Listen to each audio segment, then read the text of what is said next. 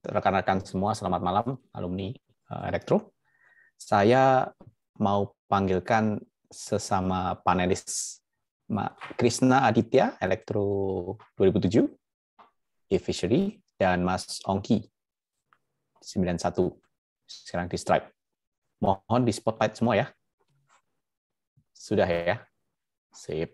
Halo, Mas Ongki, Krishna, apa kabar? Baik, Mas. Halo, selamat malam Cek sound. semuanya. Ya, jadi kita malam ini ditanggap untuk ngobrol-ngobrol singkat, ngopi-ngopi, ngeteh-ngeteh di rumah masing-masing terus saja. Tapi sebelum mulai, saya minta Mas Ongki sama Krishna perkenalkan diri singkat. Mulai, silakan Mas Ongki dulu mungkin.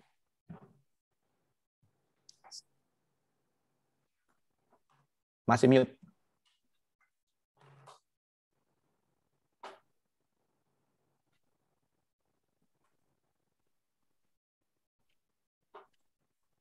Halo. Nah, sip. Wah, kayaknya earphone-nya nggak bagus. Ya, selamat malam teman-teman semua. Assalamualaikum.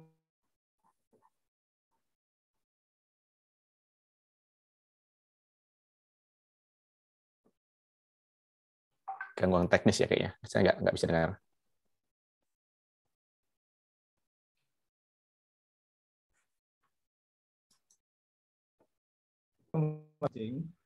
Sempat juga di Excel, sempat jadi konsultan juga, jadi banker juga. Jadi udah sempat kemana-mana ya. Tapi terakhir-terakhir ini 5 tahun terakhir lebih banyak di technology company deh. Kayaknya seru juga nih sekarang. Sip. Oke. Thank you Mas Ongki. Krishna, boleh perkenalkan diri Ya, halo. singkat? Halo, senior dan seniorita. Kenalin, saya Krishna Aditya, Elektro 2007. Sekarang jadi co-founder dan Chief Internal Operation di Fishery. Jadi ya after lulus waktu itu langsung bikin startup pertama namanya Cool Lab. Waktu itu bareng teman-teman Elektro juga berenam. Tapi ya setahun kemudian nggak lanjut. Setelah 1 tahun 2013 start bikin di Fishery sampai sekarang di Fishery kurang lebih ya kita build teknologi untuk industri aquaculture lah untuk support petani-petani ikan di Indonesia. Oke, sip. Jadi saya sendiri Andreas Suryo, Elektro 93. Saya sekarang di Venture Capital, Kejora Capital sebagai principal. Jadi principal itu kerjanya Head of Investment sama Head of Portfolio. Saya start karir jadi engineer sih sebenarnya. Jadi terus jalan muter-muter sekarang akhirnya nyampe ke dunia ini ya, startup and venture capital. Oke, jadi kayak lengkap lah ya hari ini. Ada startupnya, ada pemain di dunia teknologi, Mas Oki juga pengalaman banyak kan, dan ada investornya. Moga-moga obrol kita seru nih. Nah, malam gini kita mulai dari mana ya? Mungkin mulai dari yang lagi hot dulu lah, Bukalapak. Seru tuh kayaknya. Baru IPO kan kemarin minggu lalu. Pada kebagian nggak? Dikit. terus beli lagi lah. Nabung lagi turun. Beli lagi. Mau lagi turun nih. Mau lagi turun. Iya lagi. Kecil lah. Kecil. Tapi gini, kan kita mungkin kalau orang luar ngelihatnya enak aja ya. Ini perusahaan hebat ya, Bukalapak udah IPO gitu. Cuma kalau ngomong sama orang Bukalapaknya sama investor ya, mungkin kalau diingat-ingat lagi dari mereka pertama kali mulai, mereka mulai kan tahun 2010-an seingatku. Itu masih BlackBerry. Penetrasi handphone, smartphone masih seberapa lah gitu ya. Kamu gila ya jualan barang pakai internet, bayar aja susah, delivery nggak ada, browsingnya susah. Betapa susahnya gitu ya, dibayangin pada awal berdirinya. Terus sambil jalan, nanti pasti juga kan, mereka dari perusahaan kecil, jadi gede, berapa ratus karyawan, scaling up, itu juga ada challenge-nya sendiri. Kita sih ngelihatnya sekarang belum di ujung ya. Ini satu milestone penting mereka, enak gitu ya. Tapi yang jalanin 11 tahun ini pasti pegel juga. Nah mungkin, sorry ini mulainya itu dengan challenge dulu. Tapi nggak apa-apa lah ya. Karena kan semua orang bicara dunia startup itu gemerlap gitu. Tidak segemerlap itu aslinya ya bro. Mungkin Krisna mau cerita dulu. Waktu mulai itu gimana? Udah startup kedua kan ini kan berarti kan? Yang pertama gagal. Iya, gimana Krisna? Yang pertama ya itu tadi nggak seindah yang dibayangkan gitu. Wah, lulus bikin startup, dapat pendanaan gitu kan ya, melimpah, terus bisa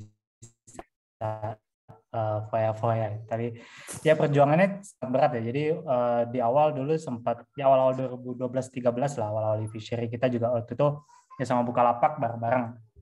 Apa ya? Ya waktu itu size-nya juga masih kecil, jadi kita banyak belajar juga waktu dari Bukalapak 12 waktu kita berdiri.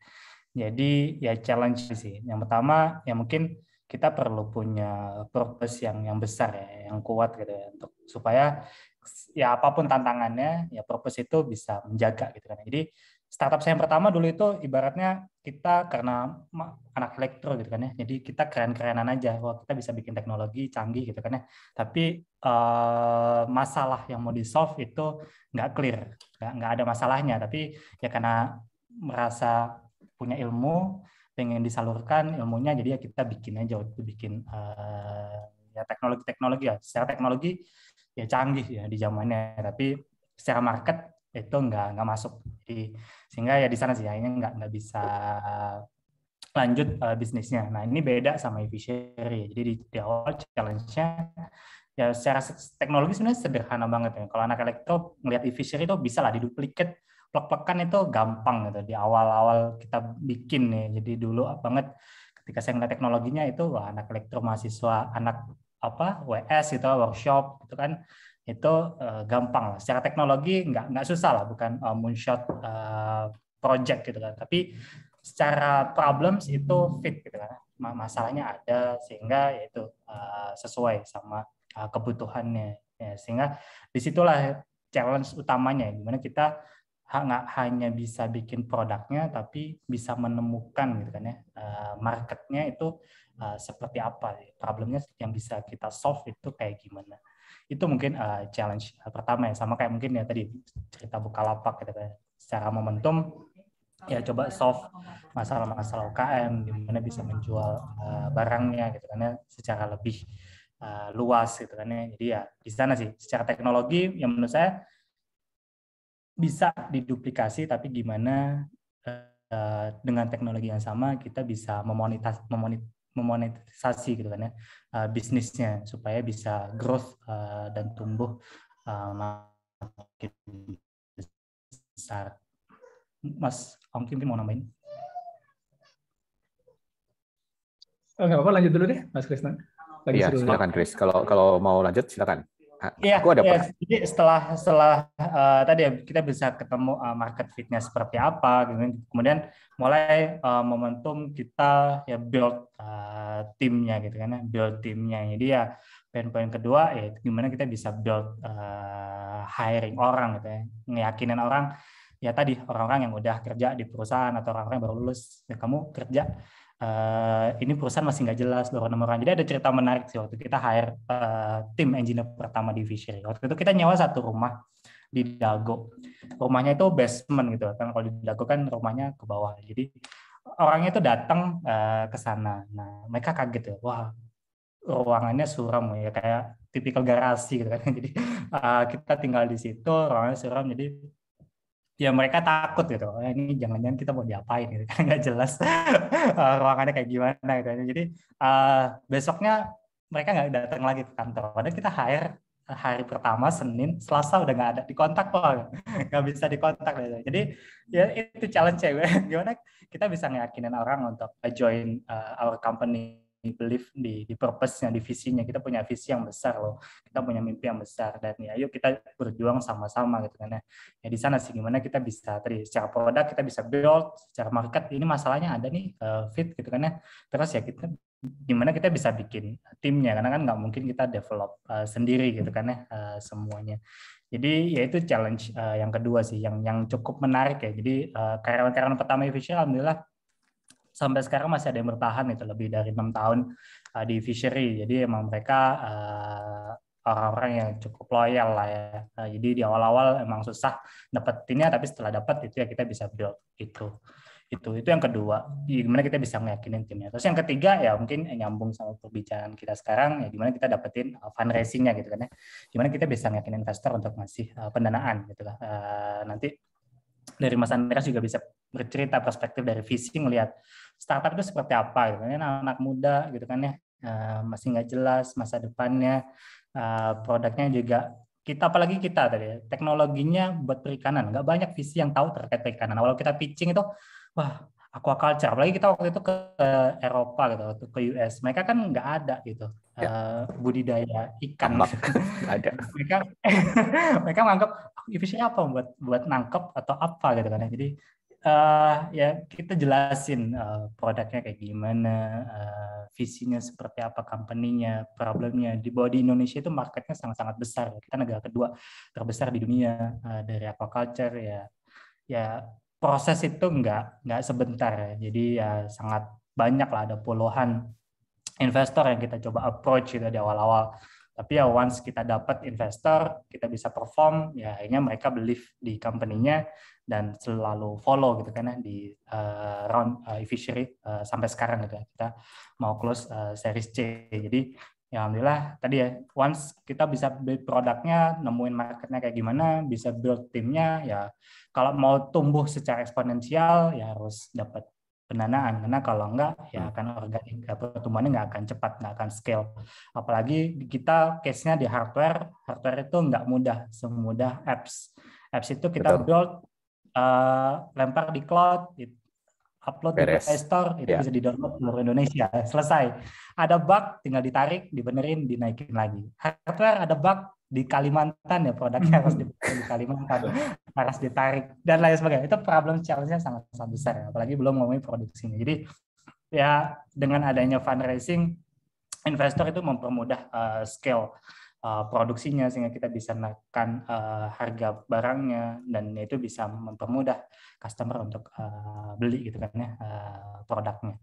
Jadi mungkin 3 hal itu sih yang challenge yang pernah kita hadapin ya. Jadi gimana kita bisa build produk yang market fit, build the team-nya, terus ya gimana kita bisa making money-nya gitu.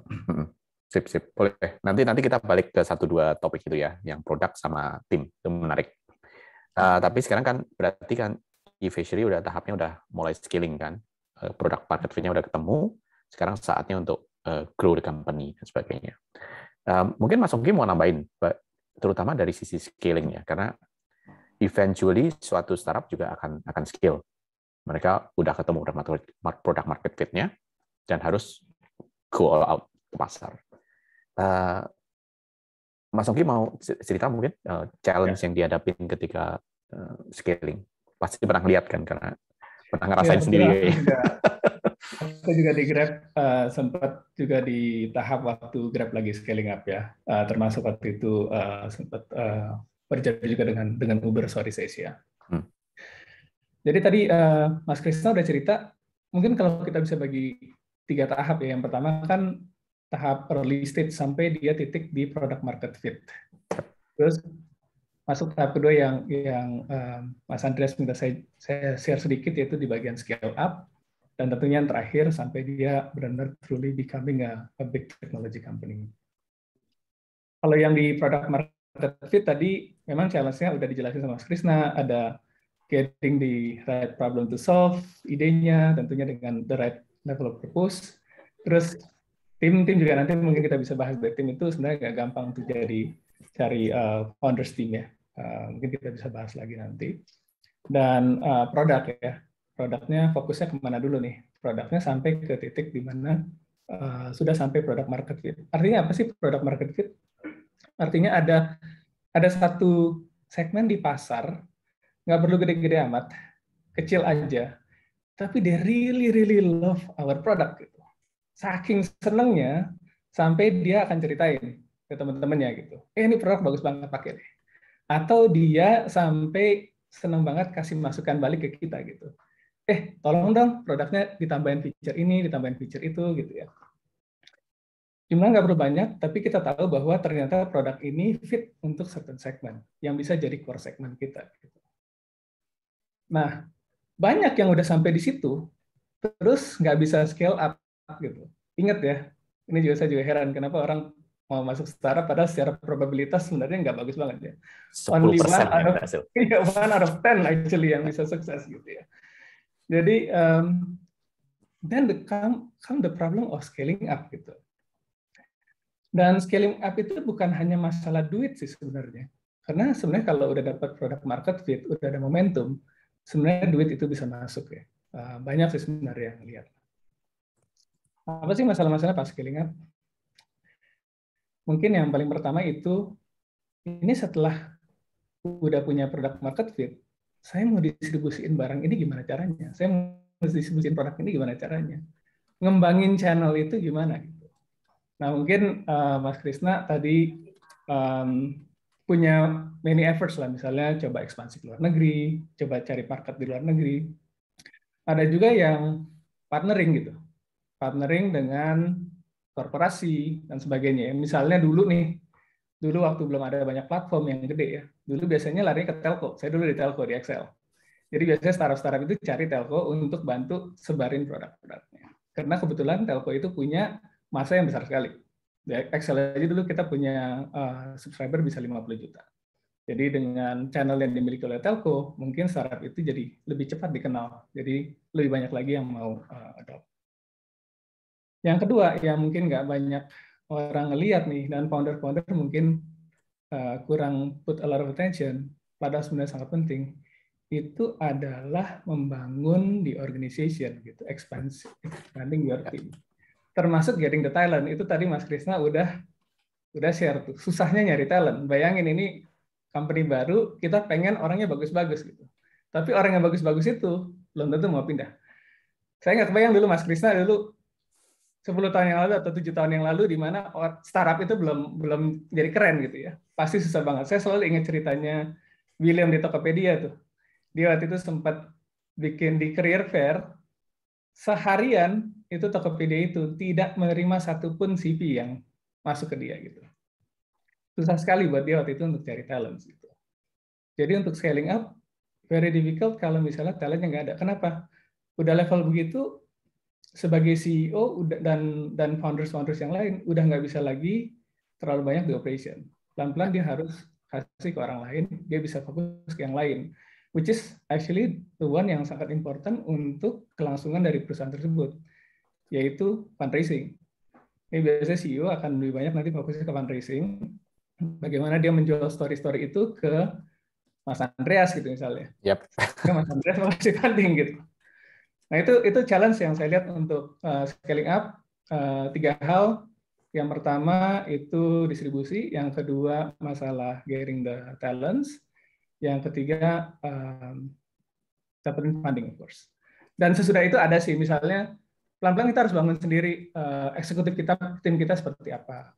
Nanti masuk ke stage berikutnya kita harus bangun board of director kita. Misalnya komposisi boardnya itu harus seperti apa. Itu ada stage-stage-nya khusus. Tapi di awal scaling up, saya rasa lebih ke itu tadi, distribusi, kemudian getting the talents, dan fundraising. Benar. Karena kan memang tahap startup sama tahap scaling up beda fokus ya. Kalau startup you find the product market fit, kalau di scaling up you get the channel, set up the channel ya, distribution channel. Ya. Jadi memang kenapa ini sebenarnya juga pertanyaan standar saya ke semua startup yang pitching sih.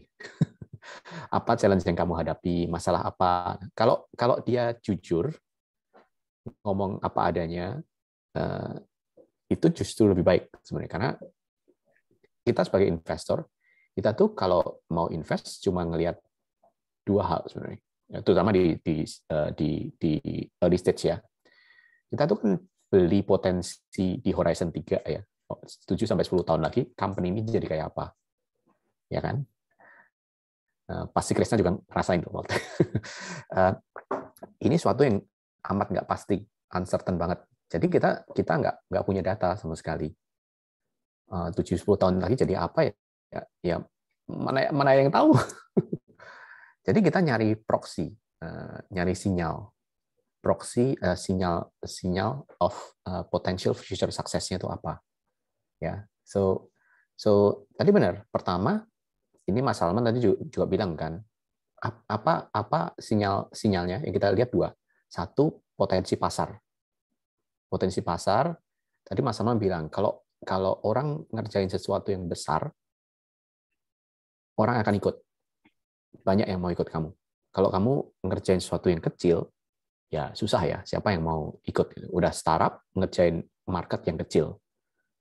Akan repot. Jadi ini potensi pasar kita lihat. Kalau mereka address suatu pasar yang besar, yang problemnya itu besar, worth solving, ya sudah, ini sinyal pertama. Oke, they are on the right track. Mereka nemuin problem yang tepat untuk diselesaikan. Terus kedua, ya tadi, founder kan, founding team kan, pendirinya ini balik tadi, ada why-nya enggak, ada purpose-nya enggak, karena ngejalanin startup setengah mati kan, kalau mereka nggak punya drive-nya, purpose-nya ini, ya nggak akan potensi sukses ke depannya, menurut kita juga nggak akan sebesar itu. Ya, so yang kedua ini paling susah sih sebenarnya. Kalau yang potensi pasar bisalah market analysis gini gitu. Tapi kalau potensi founder gimana ya ngetesnya ya? Aku mau nanya nih sama Mas Andreas nih. Ya. Kira-kira kalau kita lihat founding team ya, itu yang optimal jumlahnya berapa sih? Dan komposisinya harusnya seperti apa? Kalau yang hardcore optimal 3 sebenarnya. Hipster, hacker, sama hustler. Jadi satu orang yang business oriented, si hustlernya, ada satu orang yang tech oriented, ada satu orang yang consumer. Jadi yang design thinking lah, consumer discovery dan sebagainya. Kalau hardcore, at least ada 3 fungsi itu. Ya paling nggak 2 lah ya. Kenapa 2 ya? Jadi gimana nih? Ini kayaknya cocok deh. Waktu yang pertama ber-6 elektro itu saya pengen tahu tuh gimana ceritanya. Ada yang bilang kalau udah foundernya di atas 4 tuh udah susah tuh. Udah ruwet. Ya. Udah ruwet, dan juga kan nanti balik lagi ke motivasi dari masing-masing founder ya. Especially the split gitu ya. Gimana tuh, Mas Krisna? Iya, jadi kalau yang awal dulu itu memang kita berenam, yang sebelum eFishery berenam itu 4 elektro, 2 desain. Jadi emang tadi anak-anak ngerjain tugas akhir terus ya dibikin jadi startup lah. Tapi nggak survive.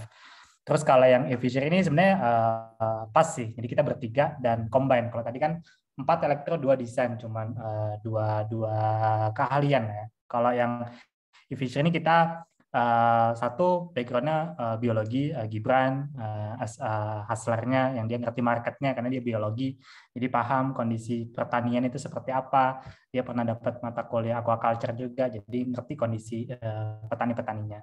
Kemudian yang kedua, saya sebagai hackernya karena ngerti teknologinya, yang build eFishery pertama, jadi emang ya sesuai sama passion di teknologi, di elektrikalnya. Kemudian satu lagi dari Unpad, manajemen, dia yang pegang financialnya, back office-nya seperti apa, gitu. Jadi yang ngerapi-rapiin, karena ya saya nggak ngerti finance-nya kayak gimana, Gibran juga nggak ngertinya jualan, saya ngertinya bikin produk, ya ada yang ngerapihin. Jadi ketiga orang ini sih waktu itu sih yang secara komposisi cukup pas sih kita ngelihatnya, jadi akhirnya bisa beneran build eFishery sampai gede kayak sekarang. Jadi benar tadi yang dikatain sama Mas Andreas, ya at least 3 gitu kan ya komposisinya. Satu yang beneran bisa ngejual bisnisnya, produknya, satu yang bisa bikin teknologi produknya, satu lagi yang ya tadi manajemennya yang bisa ngebangun, dan ya, terutama dari segi keuangannya ya, karena nggak banyak yang paham gitu, apalagi founder nggak ngerti pencatatan keuangan yang benar kayak gimana dan sebagainya, itu kan padahal penting banget gitu kan di awal-awal. Oke, boleh tahu nggak cerita ketemunya gimana? Terus kok bisa cocok? Nah, ketemunya ini biasanya penting nih. Iya, ini pertanyaan fisik banget. Ini pertanyaan standar. Di awal buat teman-teman yang pengen ini kayak pitching, ini bukan pitching ya. Pasti nanya seperti ini nih. Terus ketemu di mana? Jadi Gitu. di awal itu ada alasan khusus tuh. Nanti tolong Mas Andreas coba ceritain nih kenapa gitu. Pertanyaan itu penting. Jadi ketemunya yang menarik. Sebenarnya di awal kita punya bisnis masing-masing. Jadi saya punya bisnis yang aplikasi tadi gitu kan, kita bikin produk. Waktu itu saya udah single factor, timnya udah beberapa S2 keluar dan kerja di Jakarta. Gibran juga punya bisnis makanan, lele juga, dan dia juga single fighter, baru lulus, timnya bubar juga, ada yang kerja, ada yang lanjut kuliah. Salah satu lagi dari yang Unpad, dia bisnis juga di properti, single fighter juga, jadi intinya dia sebagai investor lah untuk build jadi developer propertinya. Nah, kalau Gibran sama Ihsan yang dari Unpad itu dia satu asrama dulu di kuliah, walaupun beda kampus ya, tapi satu asrama. Kalau saya ketemunya karena saya punya bisnis waktu itu sama-sama dapat penghargaan lah, zamannya Pak SBY waktu itu ya. Jadi saya ketemu Gibran di GBK, jadi Best of the Best Entrepreneur waktu itu sih judulnya ya. Jadi tapi penilaiannya waktu itu nggak tahu, tapi ya waktu itu mungkin garis tangan Tuhan juga sih yang menemukan saya sama Gibran ya. Jadi ketemu di GBK, sama-sama bawa perusahaan masing-masing, sama-sama dapat penghargaan dari Pak SBY waktu itu, dapat di GBK. Terus ya udah kita ngobrol-ngobrol bisnisnya gimana nih, ya udah kita ceritain lah visi masing-masing seperti apa. Gibran ceritain visinya, saya ceritain visi saya kayak gimana. Waktu itu belum match gitu kan. Kalau saya sih ya passion saya emang bikin bisnis dan di teknologi gitu kan ya. Spesifik penasaran bikin hardware karena waktu itu hardware nggak banyak, dan Gibran passionnya dia punya tahu industri aquaculture kayak gimana, dan ya ada masalahnya di situ terkait feeding, pakan dan sebagainya, dan pengen bikin teknologi tapi dia nggak ngerti bikin teknologinya kayak gimana. Akhirnya udah kita ngobrol-ngobrol di GBK waktu itu kan ya, sambil sesi saya acaranya. Terus setelah itu ya udah selesai, kita pulang masing-masing. Terus besoknya Gibran kontak, ngobrol, ketemuan lah kita di Bandung. Terus ya udah ngobrol-ngobrol, sharing visinya. Akhirnya ketemulah, klik, kayaknya kita merger deh, udah artian ya sama-sama punya perusahaan tapi sama-sama single fighter, kayaknya mending barengan aja gitu kan ya, build satu company. Terus dia ngajak satu timnya lagi tadi, yang manajemen yang paham bisnisnya. Jadi intinya tadi sih, kita 3 orang punya bisnis masing-masing, punya visi masing-masing, tapi di satu titik ketika ngobrol itu nyambung, visinya bisa align gitu kan ya, saling mendukung satu sama lain. Akhirnya ya udah kita jadi satu gitu kan, jadi satu company, terus build the company-nya. Jadi itu sih yang penting, punya visi yang sama ya. Jadi punya purpose, visi yang sama, yang tadi yang besar, cukup besar sehingga bisa attract orang, dan ya ketika visinya udah sama ya akan pasti bisa jalan bareng gitu kan. Jadi itu mungkin cerita menariknya. Jadi ada sedikit apa ya garis tangan Tuhan juga sih, karena dia kuliah nggak pernah ngobrol sama Gibran, nggak pernah ini, tapi pas setelah lulus ya ketemu gitu kan ya, terus ya ngobrol dan jadi gitu. Okay. Kalau kembali ke contoh Bukalapak sih sebenarnya foundernya tiga-tiganya semuanya sama ya, dari semua. Ternyata bisa juga. Cuma yang saya lihat lumayan successful sesudah product market fit itu pas di scaling up dia bisa tarik orang-orang yang bagus banget. Misalnya Willix ya. Willix itu really good ya. Dia di produk dan marketingnya. So itu ngebantu banget sih di situ. Jadi mereka paham bahwa ada area yang kita nggak jago dan we are willing to invite somebody else to come in gitu. Cost-nya apa bisa juga bentuknya sama masing-masing, tapi dari awal ya yang pasti harus sama purpose-nya. Kalau kita lihat balik, Mark Zuckerberg juga dia dengan ininya ya, teammates-nya di Harvard ya. Tapi setelah udah mulai scaling up kan dia invite lagi kan, yang namanya Sheryl dan kawan-kawan ya. Gitu. Dan begitu Sheryl masuk dirapiin semua gitu ya dari sisi operasinya. Tapi ya pertanyaan balik lagi ke Mas Andreas, kenapa nih penting banget nih founding team? Karena background-nya juga very important tuh untuk bisa. Founding team itu penting banget karena memang dia key driver-nya waktu di scaling, waktu di starting up. Jadi produk bisa salah, cara go to market, bikin produk segala macam bisa salah. Tapi kalau founding timnya resilient, mereka bisa nemu jalannya. Mereka bisa nemu apa yang harus dikerjakan. Itulah kenapa kita di awal tuh ngedrill si foundernya.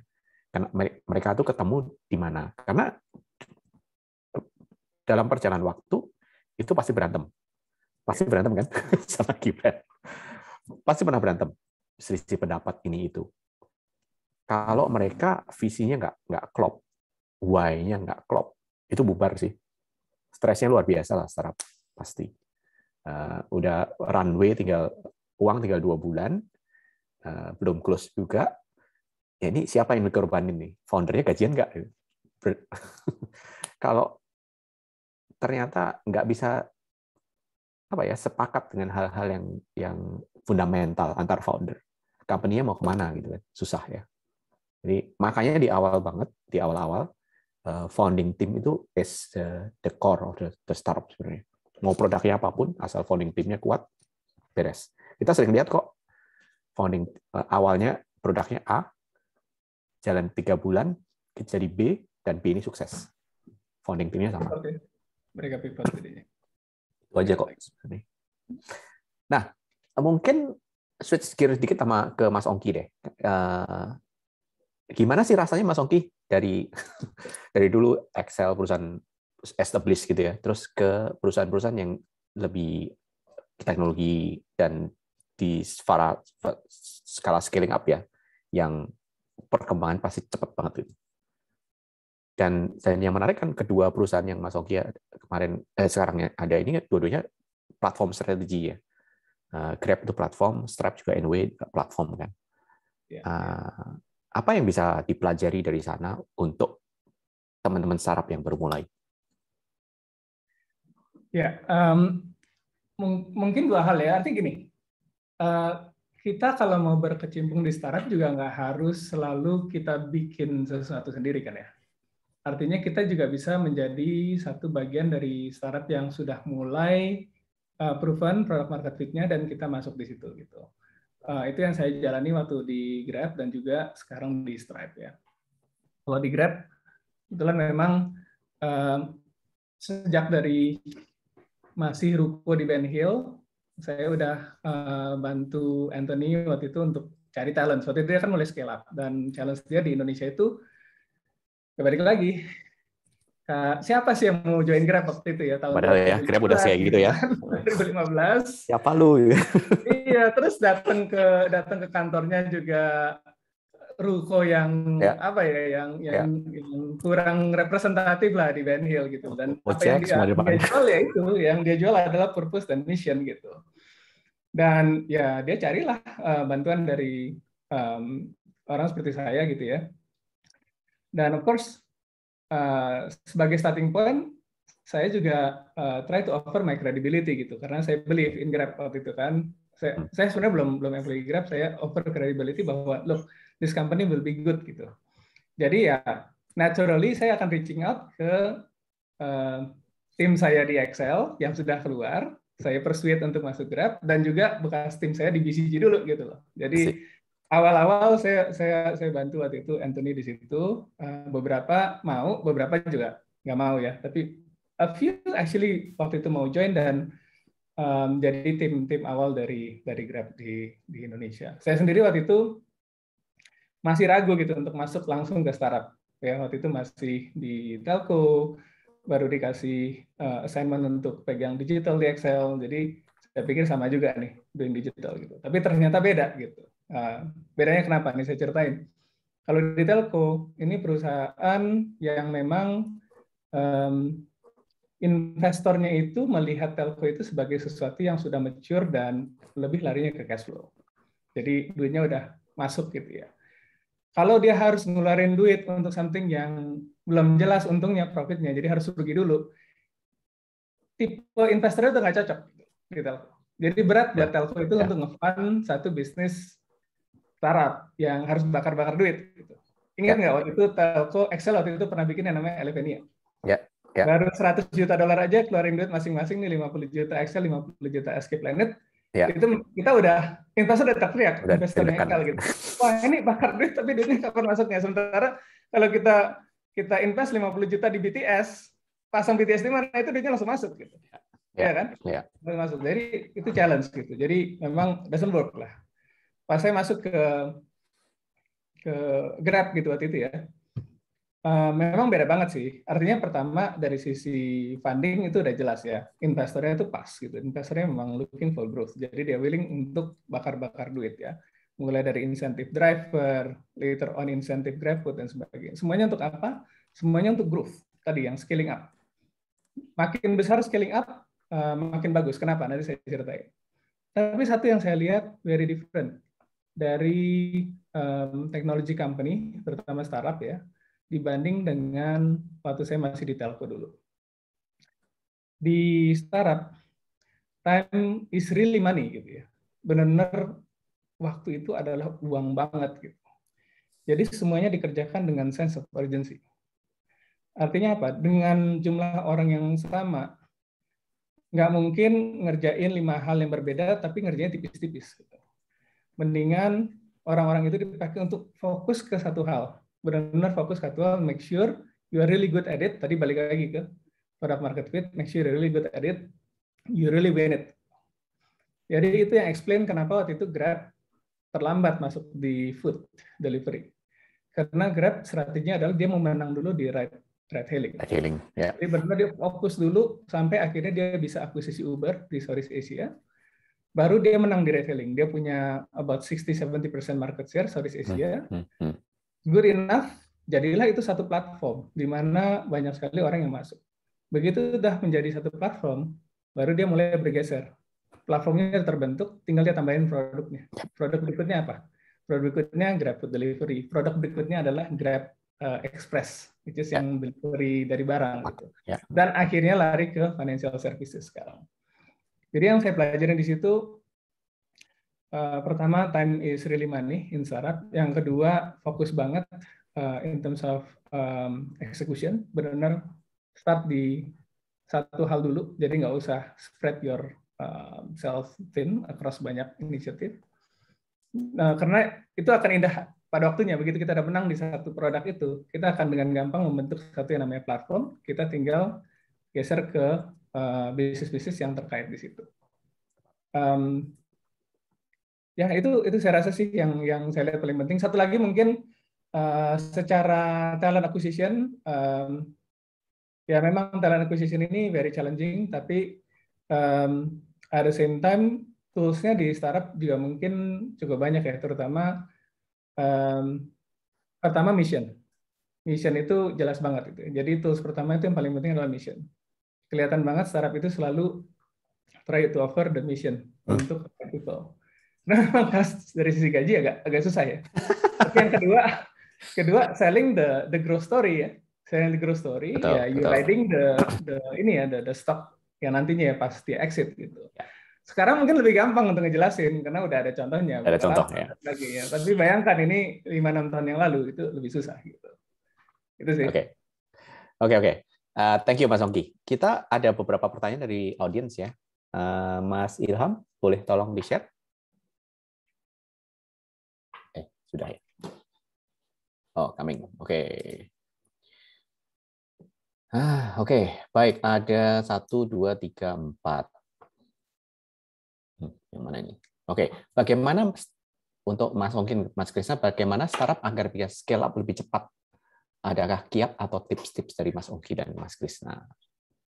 Menarik nih. Silakan. Ya, dari saya dulu ya, mungkin nanti dari Mas Ongki tambahin.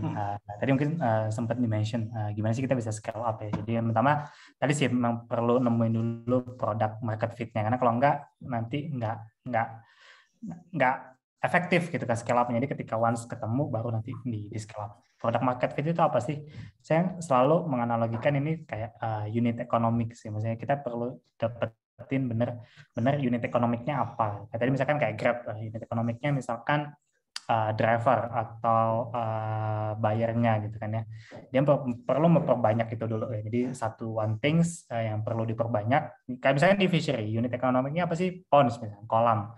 Kita pengen sebanyak-banyaknya mengakuisisi kolam di Indonesia. Karena once kita dapat kolam, awalnya pakai feeder, lama-lama kita bisa jualan pakannya, lama-lama kita bisa ambil ikannya, lama-lama kita bisa jualan macam-macam financingnya gitu kan ya, petaninya supaya bisa nambah kolamnya jauh lebih banyak.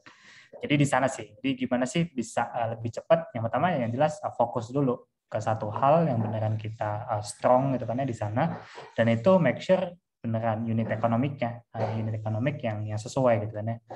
North Star metriknya apa sih?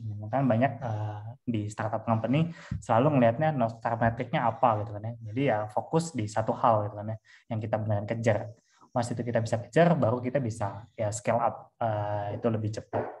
Jadi itu. Kalau mau baca bukunya, ada salah satu buku yang menarik namanya Blitzscaling. Itu pengarangnya dari Reid Hoffman dari LinkedIn.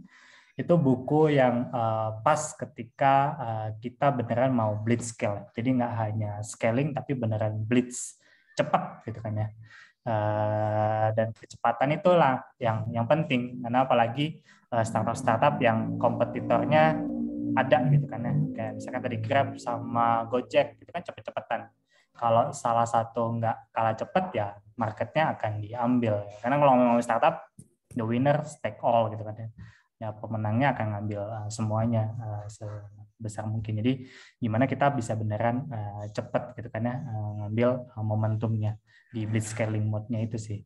Di sana sih, itu di bukunya ada beberapa growth inhibitor-nya seperti apa gitu kan, kayak tadi product market fit-nya, terus pendukungnya kayak gimana, mulai dari tadi distribution-nya, make sure bahwa ada network effect. Nah, ini yang penting juga sih. Ketika kita mau scale up yang cepat itu kan ada network effect ya. Yang tadi mungkin dibahas di awal sama Bu Yani sama Mas Salman terkait ekosistem, gimana kita bisa build the ekosistem, karena ekosistem ini yang nanti akan ngebentuk network efeknya. Jadi nggak hanya organik gitu kan, kita pitching atau jualan ke satu orang, tapi once kita akuisisi satu orang ini bisa ngebawa banyak orang gitu kan ya. Itu kan yang menariknya ketika kita build the ecosystem gitu. Jadi network effect itulah yang jadi salah satu growth factor ketika kita mau blitzscaling ya. Jadi beneran bisa cepat sih, nggak satu-satu approach-nya jualannya. Itu mungkin dari saya. Oke, thank you. Mas Oki mau nambahin atau? Ya, aku tambahin ya. Kayaknya udah banyak ditanya sama Mas Krisna. Tapi kalau saya tuh ngebayangin kalau startup itu kalau mau scale up tuh mungkin kayak misalnya kita nanam padi di sawah gitu ya. Itu ada yang ladangnya tuh subur, ada yang ladangnya nggak terlalu subur gitu kan. Nah, kalau kita lihat itu mungkin ada 3 hal. Yang pertama mungkin mulai dari bibitnya gitu. Bibitnya udah bagus apa enggak gitu. Ya tadi itu balik lagi ke yang tadi Mas Andreas sama Mas Krisna ceritain tuh, masalah founding team, kemudian ya terutama mungkin founding teamnya ya. Bibitnya udah bagus dan mungkin udah sampai ke product market fit yang good enough, jadi udah siap nih kayaknya untuk ini.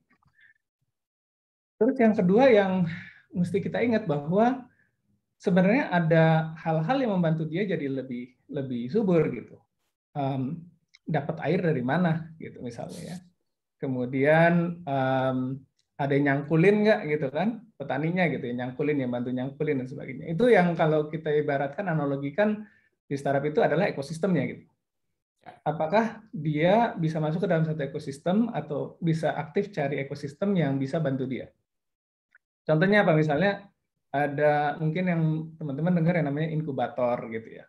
Jadi di inkubator itu dibantu sebenarnya untuk dia bisa scaling up lebih cepat. Malah ada yang berikutnya lagi namanya akselerator.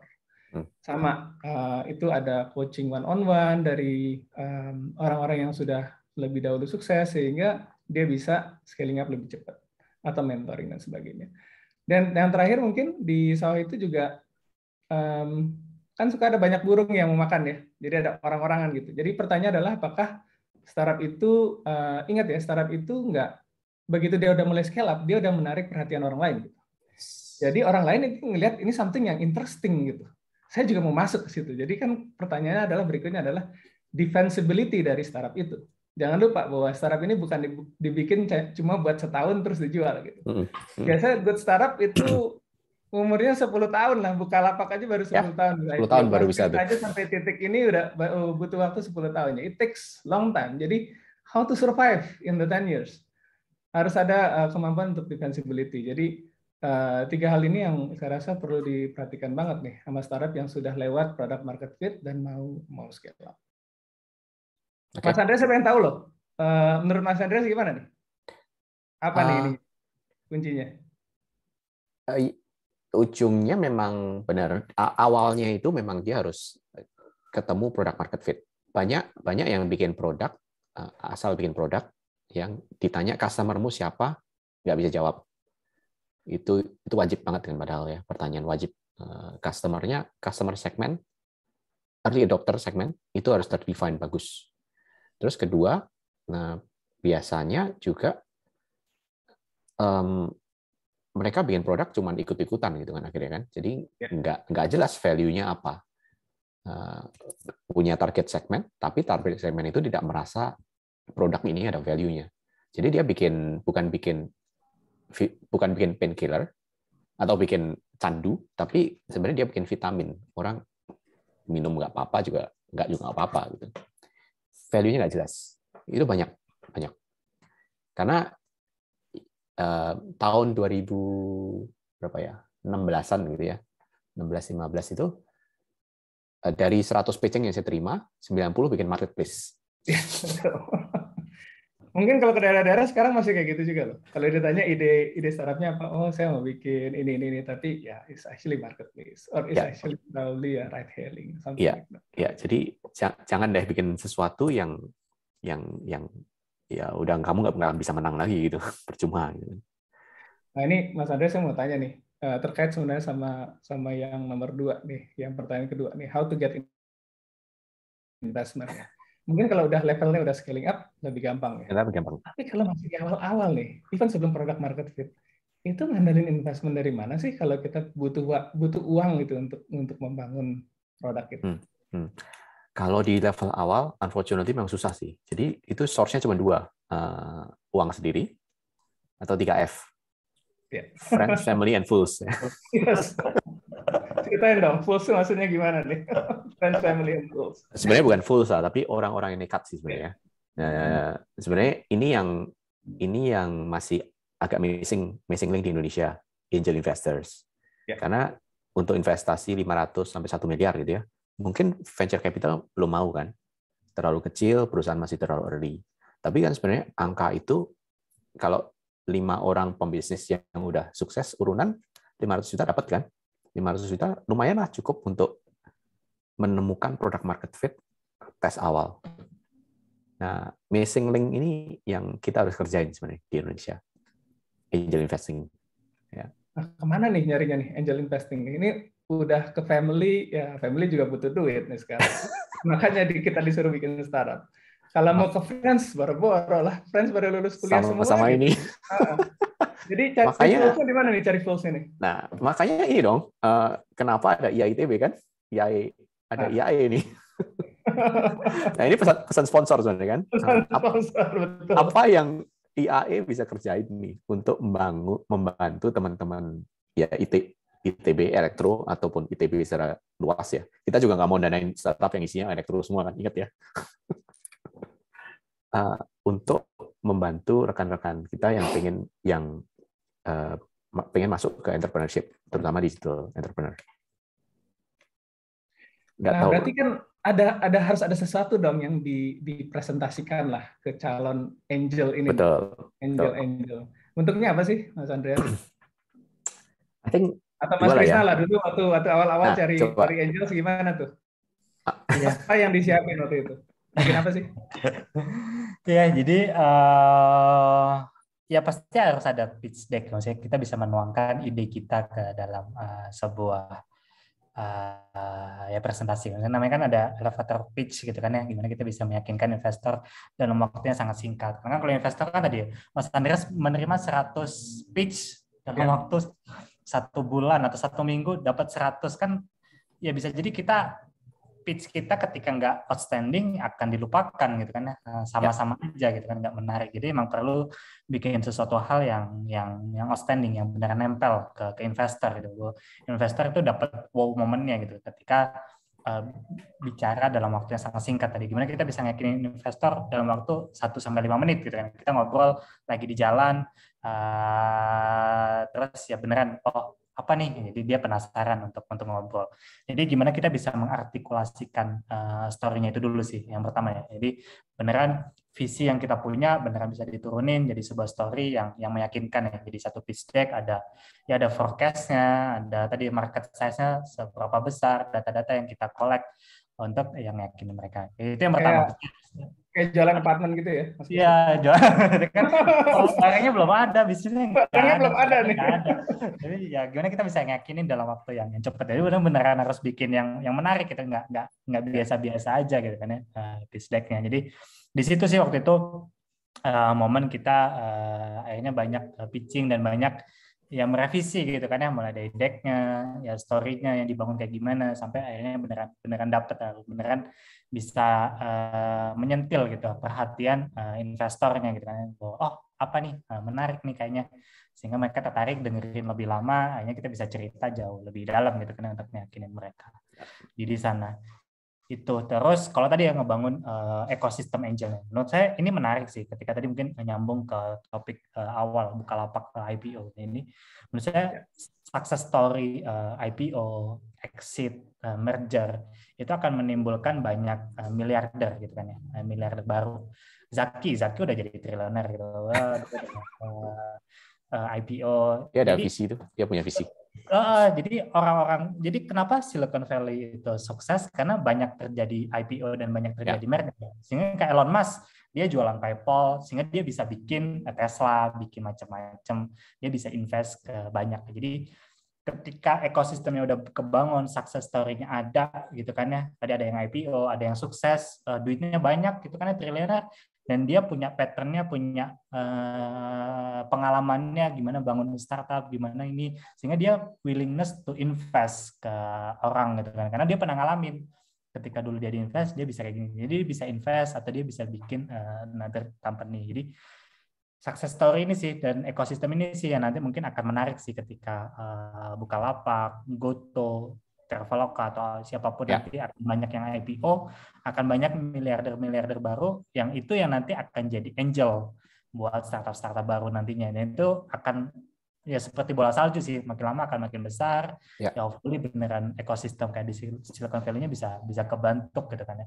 Itu yang menurut saya nanti akan menarik sih.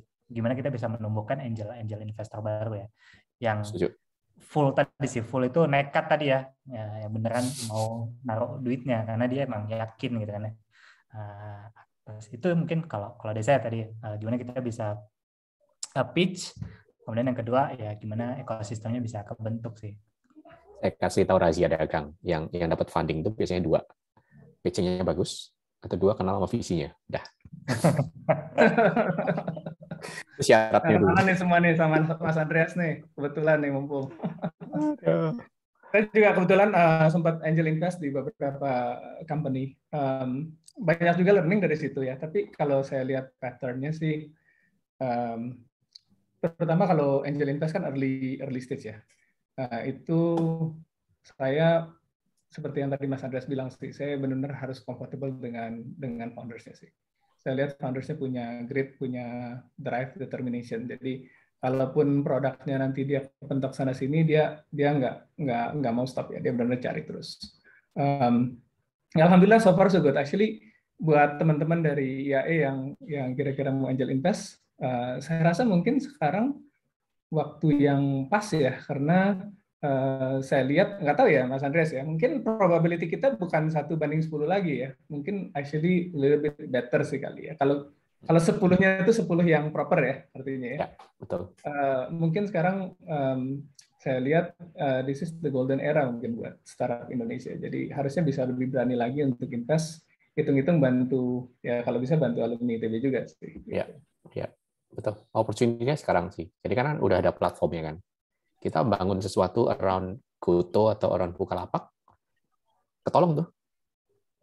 Iya, saya selalu ingat cerita bahwa kalau ada gold rush, jangan ikutan. nambang emas, ya. Tapi jualan alat-alat yang buat nambang emas. Atau jualan jeans tuh, Levi's. Exactly, ya, jualan skop tuh waktu di itu. Itu justru yang sebenarnya lebih menarik gitu, karena di situ potensinya justru luar biasa. Bangun di ekosistem di sekitar dari perusahaan-perusahaan yang memang sudah besar itu, yang sudah susah lah untuk dilawan ya. Ya, mereka ya. Oke, kayaknya waktunya sudah habis nih. Kita sudah dikasih tahu sama Mas Ilham. Mungkin satu closing statement dari masing-masing, kalau boleh. Sama kita, ya, kita akan silakan. Yang terutama terkait dengan IAE ya. Mungkin ya. Ini dengan IAE diskusi juga nih ya, karena kita cintanya kita kepada IAE, gimana caranya IAE bisa play role nih di sini nih. Ya. Aku mikir-mikir juga ya, karena kan sebenarnya startup ini ya sebenarnya kita punya banyak ide lah, pasti saya yakin teman-teman punya banyak ide. Idenya bisa ide yang mungkin mirip-mirip seperti yang udah ada, mau masuk ke fintech, mau masuk ke teknologi, health tech yang mulai ini ya.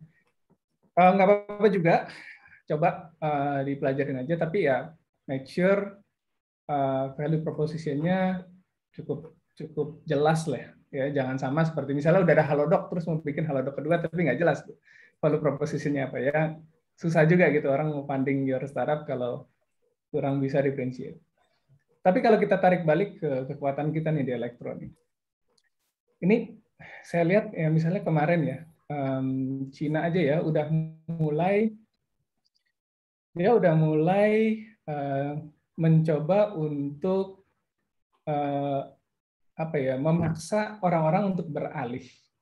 Nggak usah lagi ke yang consumer facing teknologi kayak Facebook atau Google dan sebagainya ya, atau yang edtech. Dia bilang oke, ini sekarang nih, tapi masa depannya ini yang teknologi yang paling strategis di masa depan ini bukan yang ini. Yang strategis sekali di masa depan itu justru yang ya, kalau menurut saya justru bidangnya elektro. Apa contohnya? 5G, IoT, ya, robotics, microprocessor, gitu ya, artificial intelligence. Itu semuanya saya rasa terkait lebih ke arah hardcore dari elektro.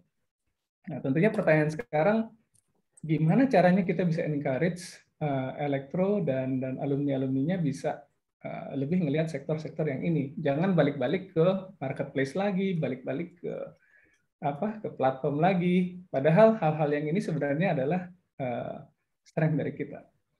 Nah, ini mungkin yang kita bisa pikirin, gimana mungkin kita bisa bantu mahasiswa-mahasiswa yang masih aktif sekarang di kampus yang mungkin punya ide itu untuk matchmaking dengan industri, bisa provide the right platform buat mereka berkembang. Dan kita di alumni mungkin mikirin gimana caranya kita berani gitu angel invest di situ. Saya sih interested ya, kalau memang ada ide yang menarik, kenapa nggak kita angel invest di startup-startup rintisan yang ke arah situ nantinya. Yang notabene adalah memang our strength gitu. Kalau kita coba main di marketplace lagi ya kita play di area yang bukan our strength ya. Itu maksudnya ke tetangga kita sebelah gitu. Padahal yang strength kita sendiri ini belum kelihatan. Jadi saya rasa ini waktu yang pas lah buat kita nih untuk coba mikirin lagi di mana kita bisa bantu di sektor-sektor itu yang tadi saya sebutin. Apalagi sekarang 5G is coming. Apa aja ya disruption yang bisa masuk dari teknologi yang 5G ini, self-driving lah dan sebagainya. Kita coba pikirin gimana secara ikatan alumni kita bisa think about nyediain infrastruktur ekosistem lah tadi kayak ibaratnya sawah tadi. Gimana cara kita bisa kasih mereka air, bikin tanahnya lebih gembur sehingga mereka bisa scale up lebih cepat. Itu aja. Oke, thank you Mas Ongki. Krishna, sebelum saya. Kalau terkait IAE sebenarnya IAE ini banyak berjasa juga buat saya. Jadi kalau boleh, dulu waktu kuliah ya saya cukup aktif di himpunan gitu kan ya, jadi eksternal, jadi banyak ketemu sama alumni. Dan waktu itu ya sama, awalnya dari konvensi ini sih, saya ketemu sama alumni. Jadi waktu itu konvensi Pak Aye waktu itu kandidatnya. Ya konvensi kenalan lah sama alumni waktu itu, alumni yang di Bandung terutama Pak Yana, Pak Jeffrey, Mas Indra gitu kan ya. Mereka panitia waktu itu, akhirnya kita banyak ngobrol, saya banyak belajar lah dari mereka. Terus ya selesai lah konvensi. Pak Ayo waktu itu jadi ketua IAE-nya, dan waktu itu ada namanya forum bisnis. Jadi saya waktu itu masih tingkat akhir, ya ikut-ikut aja forum bisnis. Waktu itu yang datang ya para pebisnis, Pak Yana tadi, Pak Jeffrey, Mas Indra, Pak Aye juga. Jadi biasanya kadang kita diundang di kantornya Pak Aye di Telkom Japati. Kalau enggak di gedung ini, di sini di lantai 2 gitu kan. Itu tiap Senin, saya ingat Senin jam 1 kalau nggak salah.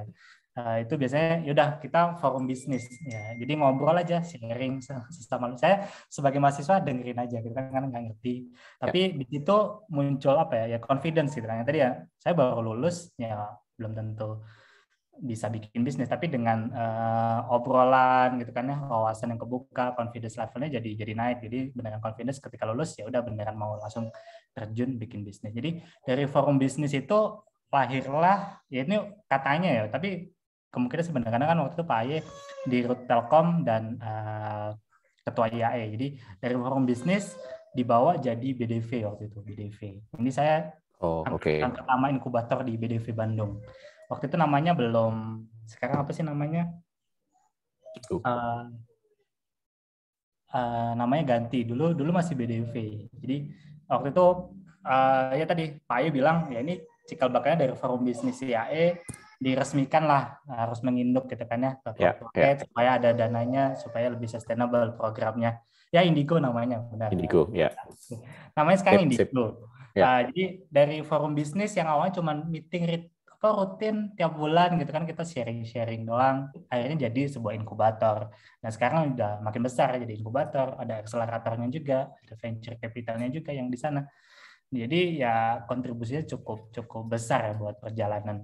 Maksudnya saya pribadi alumni gitu kan ya, banyak belajar dan banyak dibantu juga as a network, dan yang penting tadi sih confidence levelnya juga meningkat bahwa ada kakak-kakak gitu kan ya yang nanti akan bisa ngebantuin gitu. Jadi ya udah jalan aja gitu, nggak peduli nggak ada duit atau apa, ya udah bikin aja company-nya, dan ya alhamdulillah sampai sekarang bisa ya survive gitu kan ya, sampai udah cukup besar lah company-nya. Jadi itu sih, jadi potensi IAE sangat besar, tinggal ya gimana kita bisa memaksimalkan itu menjadi yang lebih berkelanjutan gitu kan ya. Ya, thank you. Jadi kalau aku lihat juga dari pengalaman berapa tahun ngerjain visi ini, support system paling penting buat founder itu adalah network seperti ini, mentor. Jadi kan kita ada ratusan orang, ribuan orang lah, IAITB ya, dari tahun. Kita adalah ini sumber mentor yang baik buat para startup kita. The least that we can do ya, kalau kita nggak bisa invest ke mereka ya kita share apa yang kita tahu tentang ini ya, tentang entrepreneurship, tentang running a business. Silakan, mungkin I think itu bisa difasilitasi nanti di programnya Pak Caketum yang baru kan. Kalau memang perlu mentorship, ya why not?